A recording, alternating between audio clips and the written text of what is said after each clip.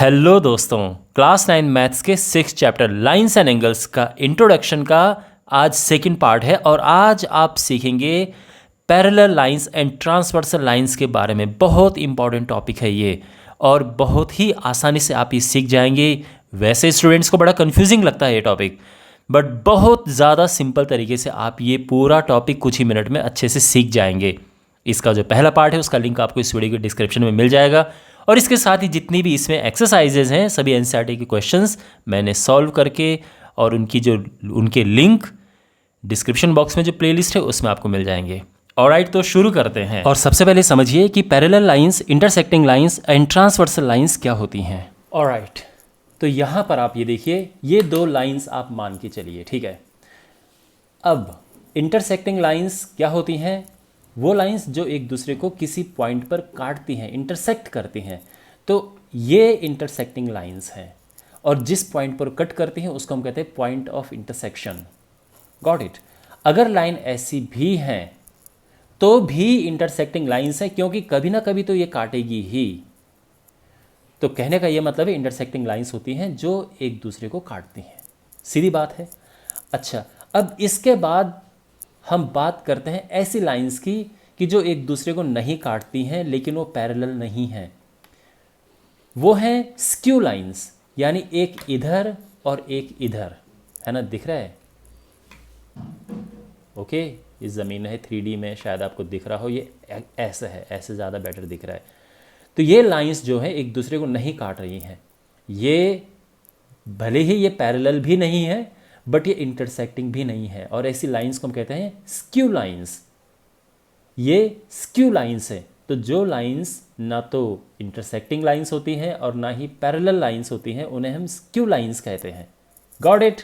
और अब है पैरेलल लाइंस। पैरेलल लाइंस है ये एक दूसरे को नहीं काट रही हैं बट ये सेम प्लेन पर भी हैं। एक दूसरे को ये भी नहीं काट रही थी बट ये सेम प्लेन पर नहीं थी। इसका अलग प्लेन है और इसका अलग प्लेन है। तो ये डिफरेंट प्लेन में है, ये सेम प्लेन में। ये समझो कि ये दोनों टेबल पे रखी हैं, सेम प्लेन पे रखी हैं। Now these are and they are on the same plane and they are not cutting each other, they are not intersecting each other. So these are called parallel lines. तो ये parallel lines है। Parallel lines के लिए मैं ऐसे arrow लगा देते हैं। पैरेलल लाइंस की खास बात यह है कि इनके बीच की डिस्टेंस हमेशा एक जैसी होती है। जो यहाँ पर डिस्टेंस है, मान लो कि ये 2 सेंटीमीटर है, तो यहाँ पर भी 2 सेंटीमीटर होगी और ये हमेशा 2 सेंटीमीटर होगी। तो अब आपको समझ आ गया कि पैरेलल लाइंस क्या होती हैं। अगर लाइंस एक ये है और एक इसी प्लेन पे ये है, तो आप ये नहीं कह सकते कि अरे ये लाइन तो एक दूसरे को काट नहीं रही हैं। ऐसा नहीं है, अभी नहीं काट रही हैं, कभी ना कभी तो काटेंगी। तो ये और आगे जाके ये लाइन है इस तरह से, और ये वाली जो लाइन है ये कुछ इस तरह से। तो आगे जाके काटा नहीं इन्होंने एक दूसरे को, तो बिल्कुल, क्योंकि लाइन तो खैर इनकी लेंथ तो इनफाइनाइट होती है। तो इस तरह से ये मत समझना कि जैसे ये लाइन से तो इंटरसेक्टिंग नहीं है, बिल्कुल इंटरसेक्टिंग है, क्योंकि कभी ना कभी एक दूसरे को ये कट करेंगी। ओके, तो फिलहाल यहाँ पर आपको समझ आ गया है कि पैरेलल लाइंस क्या होती हैं। पैरेलल लाइंस वो लाइंस होती हैं जब लाइंस एक ही प्लेन में हो, सेम प्लेन में होनी चाहिए और उनके बीच की डिस्टेंस बिल्कुल एक जैसी होनी चाहिए। वो कभी एक दूसरे को ना मिले, और दूसरी भाषा में अगर हम कहें तो इनफाइनाइट पे एक दूसरे को मिले। इनफाइनाइट एग्जिस्ट नहीं करता है ऐसा कहते हैं, यानी वो कभी एक दूसरे को नहीं मिलती हैं। They never ever meet. तो ये हैं पैरेलल लाइंस, ठीक है। लिखते कैसे हैं?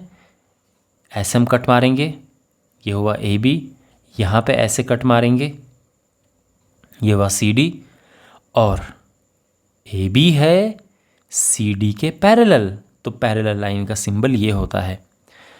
अब एक लाइन यहाँ पर होती है, ये जो तिरछी लाइन जाती है इसे हम कहते हैं ट्रांसवर्सल लाइन। तो यहाँ पर ये जो ई एफ है इसे हम कहेंगे ट्रांसवर्सल लाइन। Transversal line.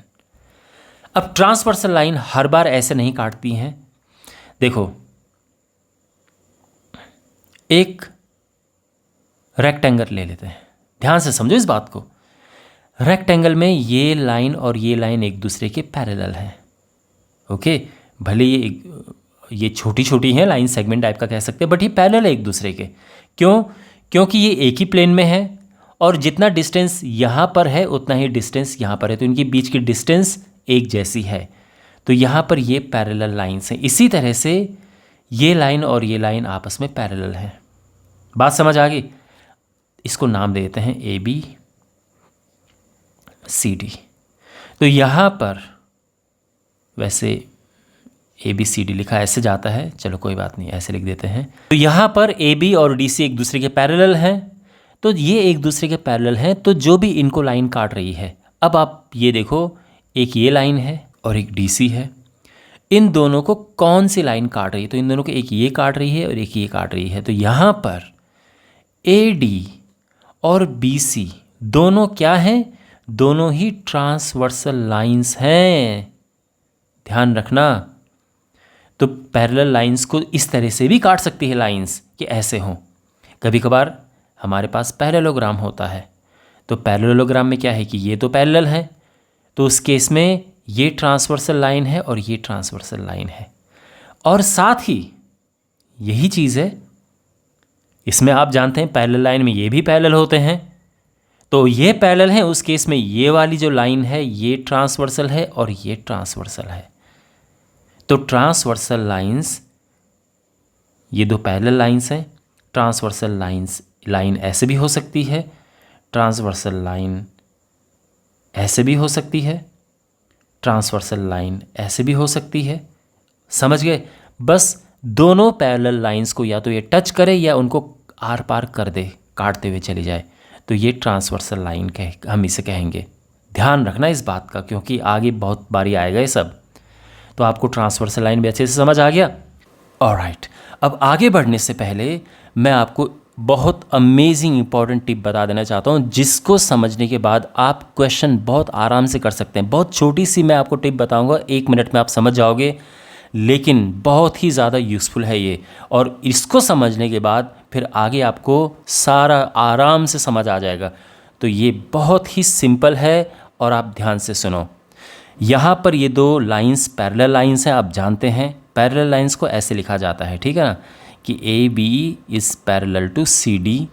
और यहाँ पर जो EF है ये क्या है? Is a transversal line, transversal line, okay, मैं शॉर्ट में लिख रहा हूँ। अब यहाँ पे इम्पॉर्टेंट बात यह है कि जो एंगल्स फॉर्मेशन आप देखो, एंगल केवल यहाँ पे 2 टाइप के एंगल्स बनते हैं, केवल और केवल 2 टाइप के एंगल। एक एंगल जो कि 90 से कम है, मैं मेज़र की बात कर रहा हूँ, वैल्यू की बात कर रहा हूँ, ठीक है। एक 90 से कम बनेगा और दूसरे टाइप के एंगल 90 से बड़े। यानी यहाँ पर टोटल कितने एंगल बन रहे हैं? 8 एंगल्स बन रहे हैं, आप देख सकते हैं। तो 4 एंगल इसमें 90 से कम है और 4 एंगल 90 से बड़े हैं। ये अलग बात है कि जब आप बिल्कुल एक परपेंडिकुलर लाइन यहाँ पे ड्रॉ कर दें, फिर तो बात ही क्या है, फिर तो बात ही ख़त्म हो गई, सारे ही 90 90 90 हो गए, है ना। तो यहाँ पर उनकी बात नहीं की जा रही है, एक तिरछी ट्रांसवर्सल लाइन जिस पे आपके क्वेश्चन भी ऐसे ही बनेंगे। तो यहाँ पर जैसे मैंने कहा कि केवल 2 टाइप के एंगल्स हैं। अब जो 90 से लेस वाला जो एंगल होता है, कौन कौन से आपको दिख रहा है ये? तो यहाँ पर मैं ये स्टार लगा रहा हूँ, एक ये है, एक ये है, एक ये है और एक ये है। यानी एंगल 1, एंगल 5, एंगल 7, एंगल 3, ये 90 से कम है और ये सारे के सारे इक्वल हैं। तो angle 1 equals to angle 5, angle 5 equals to angle 7 and angle 7 equals to angle 3, ये सब आपस में इक्वल है। तो अगर ये 60 डिग्री है तो ये भी 60 होगा, ये भी 60 होगा और ये भी 60 होगा। अब जो बड़े एंगल्स हैं कौन कौन से, मैं उसमें हैश लगा रहा हूँ। तो ये है, ये बड़ा एंगल है, यानी 90 से ऑब्ट्यूस एंगल जो है 90 से बड़ा। एक ये है जिस पे हैश लगा रहा हूँ मैं, ठीक है ना, ये। यानी यहाँ पर एंगल 2 है, एंगल 6, एंगल 8, एंगल 4 और ये भी आपस में इक्वल हैं। तो अगर ये एक एंगल 120 डिग्री है तो चारों के चारों एंगल ये 120 डिग्री होंगे। जैसे ऊपर चारों के चारों 60 डिग्री थे। ठीक है, कुछ भी हो सकता है, 50 हो सकता है, जो भी। इसका ध्यान रख। तो ये कहाँ पे काम आता है? ये काम आता है, कभी कभार क्वेश्चन आपके पास ऐसे आते हैं कि भाई यहाँ पर ये है 60 डिग्री और यहाँ पर है x + 10, तो x बताओ। तो आपको ये देखना है कि अच्छा ये भी छोटा एंगल है, ये भी छोटा एंगल है, तो यानी ये आपस में इक्वल हो गए। तो x + 10 = 60 और इस तरह से x आ चुका है 50, है ना। अब एक और इम्पॉर्टेंट बात ये है कि एक बड़ा एंगल और एक छोटा एंगल, कोई भी एक बड़ा एंगल और कोई भी एक छोटा एंगल अगर आप उठाएंगे और उनको प्लस करेंगे तो 180 आएगा। तो यहाँ पर मतलब मैं स्टार दे रहा हूँ, कोई भी एक छोटा एंगल और हैश कोई भी एक बड़ा एंगल, इनको प्लस करोगे आप तो ये 180 डिग्री बनाएंगे। तो यहाँ पे अगर मान लो कि आपके पास क्वेश्चन इस तरह से है, मैं इसको मिटा रहा हूँ और ये है 60 डिग्री और यहाँ पर ये है x + 80 और हमें x फाइंड करना है। तो अब आपको ये देखना है कि अच्छा ये एंगल है 90 से छोटा और ये एंगल है 90 से बड़ा, तो एक 90 से छोटा और एक 90 से बड़ा एंगल यहाँ पर है। तो इन दोनों को जब हम प्लस करेंगे, देखो आपस में इक्वल तो होंगे नहीं ना, एक छोटा एक बड़ा है, लेकिन जब हम दोनों को प्लस करेंगे तो ये 180 आएगा और इस तरह से x आराम से हमारा आ जाएगा, x = 40 डिग्री, इस तरह से। तो देखो कितना यूज़फुल है ये। और अब आप आगे पढ़ेंगे कॉरेस्पॉन्डिंग एंगल्स में कौन कौन इक्वल हैं, तो अब आपको आराम से सारी चीज़ें इसमें समझ आती रहेंगी। Okay, alright. और अब सबसे इंटरेस्टिंग पार्ट की ओर बढ़ते हैं और अब आप सीखेंगे कि कॉरेस्पॉन्डिंग एंगल्स और ये सब क्या होते हैं। आपने बहुत सुना होगा क्लास में, लेकिन अब आपको पता भी चल जाएगा कि ये सब हैं क्या। तो यहाँ पर ये दो लाइंस हैं, ये हैं पैरेलल लाइंस और इनको काटते हुए ये लाइन जाती है जो कि है ट्रांसवर्सल लाइन। इनको नाम देते हैं, पैरेलल लाइंस हैं A, B, C, D और ट्रांसवर्सल लाइन है EF। ठीक है, समझ आ गया यहाँ तक। अब जो एंगल्स यहाँ पर हैं उन्हें कुछ नाम देते हैं। यह है एंगल 1, एंगल 2, एंगल 3, एंगल 4, 5, 6, 7, 8। अब जो ये सारा यहाँ पर आप देख रहे हैं कि कॉरेस्पॉन्डिंग एंगल्स क्या होते हैं, alternate exterior, alternate interior angles, को इंटीरियर एंगल्स, सब आप यहीं पर सीखेंगे। ये सब इन्हीं के लिए होता है। तो यहाँ पर ये सब एंगल्स है। अच्छा, इनको भी नाम देते हैं। ये जो यहाँ पर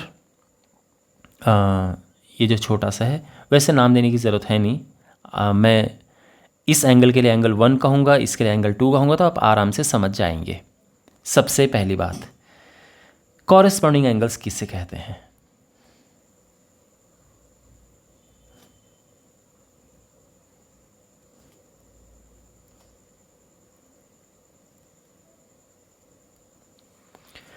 तो कॉरेस्पॉन्डिंग एंगल्स आप ये समझो, बड़ा आसान है ये देखना कॉरेस्पॉन्डिंग एंगल्स क्या होते हैं। ये देखो कि एक ही तरफ कौन से एंगल्स हैं यहाँ पे। इस सबसे पहले मैं आपको बता देता हूँ कि यहाँ पर इंटीरियर और एक्सटीरियर एंगल्स क्या हैं। यहाँ पर इंटीरियर एंगल्स हैं जो अंदर की तरफ हैं। अंदर की तरफ यहाँ पे कौन कौन से एंगल हैं जो इन पैरेलल लाइंस के अंदर हैं, जैसे 2 इन लाइंस के अंदर है, तो इसमें एंगल 2 है, एंगल 5 है, एंगल 8 है और एंगल 3 है ना। 2, 5, 8, 3 ये चारों के चारों एंगल हैं इंटीरियर एंगल्स। एक्सटीरियर एंगल्स किसे कहेंगे हम? तो ऑब्वियस सी बात है, जो एंगल्स इन पैरेलल लाइंस के बाहर की ओर होते हैं। तो बाहर एक है एंगल 1, एंगल 4, नीचे की तरफ है एंगल 6, एंगल 7, ये एक्सटीरियर एंगल्स हैं। ठीक है, बात समझ आ गई? ओके, कॉरेस्पॉन्डिंग एंगल्स की बात करते हैं। अब यहाँ पे कॉरेस्पॉन्डिंग एंगल मैंने क्या कहा था? ये समझो कि जो एक ही तरफ के कि कौन से एंगल एक ही तरफ देख रहे हैं। मान लो कि यहाँ पर कुछ मैंने रखा है, एक स्टार है, इस स्टार को कौन कौन सा एंगल देख रहा है? तो इसको तो एक ये देख रहा है और एक ये देख रहा है, बाकी इस वाले का मुंह इधर है, इस वाले का मुंह भी इधर है, इस वाले का मुंह इधर है, इसका मुंह इधर है। आप समझ रहे हैं ना? केवल इसका मुंह इधर है और इस वाले का मुंह भी इधर ही है। तो जिनका मुंह सेम डायरेक्शन में है वो कॉरेस्पॉन्डिंग एंगल्स हो गए। ये सबसे सिंपल तरीके से मैं बता रहा हूँ। तो यहाँ पर एंगल 1 और एंगल 5 ये कॉरेस्पॉन्डिंग एंगल्स हैं, और कॉरेस्पॉन्डिंग एंगल्स इक्वल होते हैं पैरेलल लाइंस में। तो मैं इनको इक्वल करके पहले ही लिख देता हूँ ताकि दो बार लिखने की ज़रूरत है नहीं। तो angle 1 and angle 5 are corresponding angles, हम ये कह सकते हैं। And since in parallel lines corresponding angles are equal, that's why angle 1 is equal to angle 5। तो कभी भी अगर मान लो कि आपके पास क्वेश्चन आ गया कि भाई ये है 30 डिग्री, ये क्या होगा एंगल? मतलब अगर क्वेश्चन आए कि एंगल 1 तो है 30 डिग्री, एंगल 5 क्या होगा? तो आप ये कहोगे कि एंगल 5 इक्वल टू है एंगल 1 के। क्यों है? क्योंकि ये है corresponding angles. Corresponding angles of parallel lines are equal. तो देयरफॉर जो एंगल 5 है वो भी आ जाएगा 30 डिग्री। अंडरस्टैंड? ये इस तरह से हम लिखते हैं, तो ये ध्यान रखना।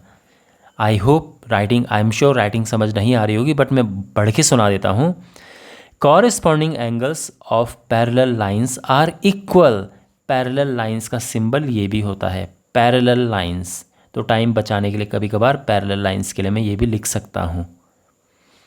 ठीक है, बात समझ आ रही है?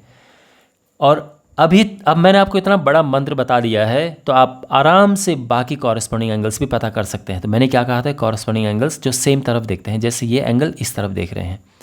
दूसरा सेट पता कर सकते हो कॉरेस्पॉन्डिंग एंगल्स का, बिल्कुल। ये एंगल इधर देख रहा है और ये एंगल भी इधर देख रहा है। तो यानी angle 2 and angle 6 are corresponding angles. Corresponding angles मतलब ये लिखने का तरीका है, corresponding angles. And therefore angle 2 equals to angle 6, है ना? Because these are parallel lines. तो पैरेलल लाइंस के कॉरेस्पॉन्डिंग एंगल्स इक्वल होते हैं। इसके अलावा ये और ये एंगल सेम तरफ देख रहे हैं, तो angle 2 equals to angle 7। Reason again because these are corresponding angles. और इसके अलावा ये एंगल इधर देख रहा है और ये एंगल भी इधर देख रहा है, तो यानी एंगल 4 इक्वल्स टू एंगल 8। ये टेक्निक है ना? अब आप बोलोगे सर ये क्या बात है, एंगल उधर देख रहा है उधर देख रहा है। भाई चीज़ सीखने के लिए आप कोई भी टेक्निक अप्लाई कर सकते हैं जो भी आपको समझ आता है। तो मुझे ये बेस्ट लगता है, तो मुझे लगा आपको भी ईजी लगेगा समझने में। पहले से ही मैंने इसी तरह से चीज़ सीखा है कि जो सेम डायरेक्शन में जो एंगल देख रहे हैं वो कॉरेस्पॉन्डिंग एंगल हो गए और इक्वल होते हैं। ओके, क्लियर हो गया। और अब हमारे पास हैं ऑल्टरनेट इंटीरियर एंगल्स। इनको हम इंटीरियर ऑल्टरनेट भी बोल देते हैं, लेकिन ये क्या है अब समझिए आप। देखो नाम से पता चल रहा है पहली बात तो कि ये इंटीरियर हैं, यानी यहाँ पर बात हो रही है इन अंदर वाले एंगल्स की। और ऑल्टरनेट हैं, तो ऑल्टरनेट का मतलब एक इस साइड और एक इस साइड। तो यहाँ पर कौन कौन से ऑल्टरनेट इंटीरियर एंगल्स हैं? तो हम कहेंगे कि angle 2 and angle 8 are alternate interior angles. Okay, और इंटीरियर ऑल्टरनेट जैसे आपको कहना है। तो ये हैं एंड देयरफॉर इक्वल्स टू ये। तो ये इक्वल होते हैं, alternate interior angles are equal. And similarly angle 3 equals to angle 5, ये इक्वल हैं। और अगर रीज़न कोई पूछे तो आप ये कहोगे कि since these are alternate interior angles of parallel lines therefore these are equal, because alternate interior angles of parallel lines are equal. तो इस तरह से आप ये रीज़न लिखेंगे। तो ये समझ आ गया है। और अब हम पढ़ेंगे alternate exterior angles. Alternate exterior angles, अब जैसे नाम से पता चल रहा है कि यहाँ पर एक्सटीरियर एंगल्स की बात की, तो एक्सटीरियर एंगल्स कौन से होते हैं? जो बाहर की तरफ के एंगल्स होते हैं, ये हैं ऑल्टरनेट एक्सटीरियर एंगल्स। अच्छा, ऑल्टरनेट यानी एक ही साइड एक ही साइड, तो इस साइड का बड़ा एंगल ये है, इस साइड का बड़ा एंगल ये है, ये इक्वल हैं, और इसका छोटा एंगल ये है, इसका छोटा एंगल ये है, ये इक्वल हैं।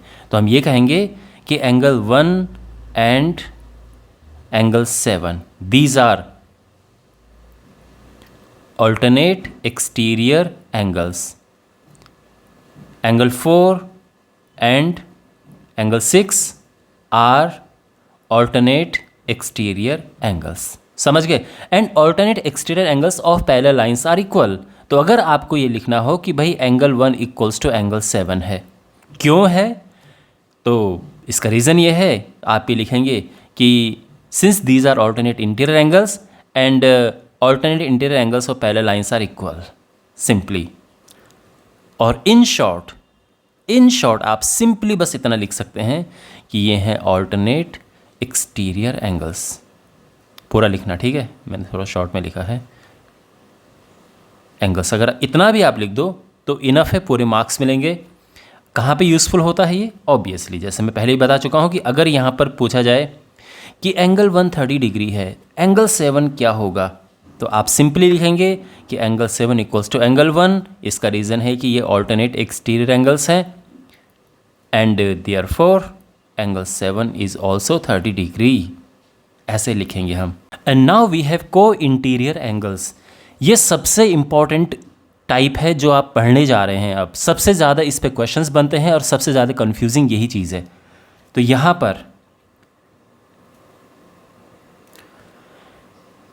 पर पहली बात तो ये है कि जब हम बात करते हैं को इंटीरियर एंगल्स की, तो ये किन की बात हम कर रहे हैं? तो आपकी बुक्स में को इंटीरियर एंगल्स बहुत ही कम आपको लिखा हुआ मिलेगा, आपको ये वाली लाइन ज़्यादा लिखी हुई मिलेगी।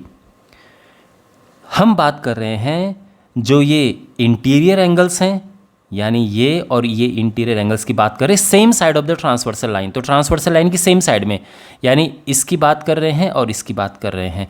तो जब हम एंगल 2 और एंगल 5 की बात करते हैं, तो angle 2 and angle 5 these are co-interior angles और these are the angles on the same side of the transversal line, है ना। ये ट्रांसवर्सल लाइन जा रही है ब्लैक वाली, इसके सेम साइड के इंटीरियर एंगल्स हैं ये।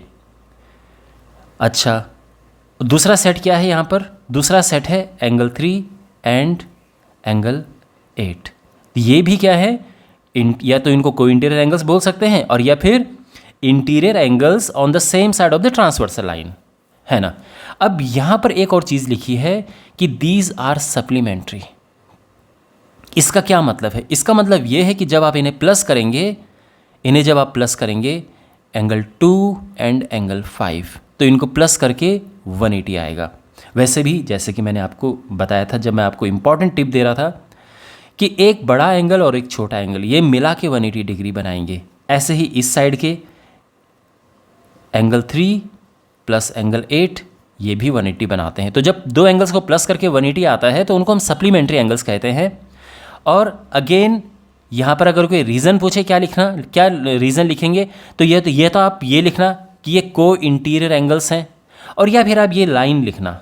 आपकी बुक में बहुत ज़्यादा बार आपको ये वाली लाइन लिखी हुई मिलेगी, तो आप ये वाली लाइन भी लिख सकते हैं। आसान लाइन है, interior angles on the same side of the transversal line are supplementary. बस इस तरह से आपको लिखना है, और इनका जो सम है वो 180 होता है बिकॉज ये सप्लीमेंट्री हैं, इस तरह से। तो ये कंप्लीट हो चुका है, लास्ट यही पार्ट था इसमें, और इससे रिलेटेड क्वेश्चंस और एक्सरसाइज के भी क्वेश्चंस सभी को हम सॉल्व करेंगे, और उनके लिंक आपको इस वीडियो के डिस्क्रिप्शन में जो प्लेलिस्ट है उसमें मिल जाएंगे। तो आई होप आपको वीडियो बहुत ही अच्छा, इंटरेस्टिंग, यूज़फुल लगा होगा, आपको सब अच्छे से समझ आया होगा। इस वीडियो को आप अपने दोस्तों के साथ शेयर करें, चैनल को सब्सक्राइब करें। मिलते हैं अगली वीडियो में, टेक केयर।